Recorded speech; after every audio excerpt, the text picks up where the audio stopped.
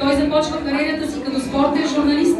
От дълги години пише в пресата за вестниците Монитор, Телеграф, Меридиан, Манчестър и Спорт. Като негов заместник главен редактор. Има собствено предаване по радио Тангра Мега Рок, спортното светско рок-н-рол шоу G-Ball. Там взима участие в подбора на музиката, която слушах в живота. Рок и хеви метал. През последните няколко години се подизава в телевизията. Беше водещ на сутрешния блок по Нова ТВ, а сега на предавания по Нова Спорт. Никола Стойнов не случайно отразява спортни събития. Тренирал е лека атлетика, футбол, водна топка, а в момента кара ски.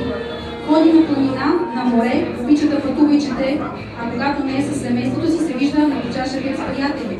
Има 12-годишна дъщеря и току-що видяхте буквите, които той направи за нея, която също е голям фен на футбол. През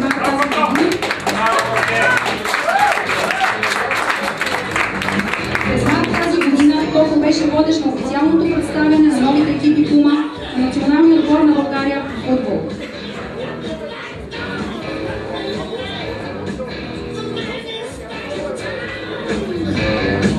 Don't you miss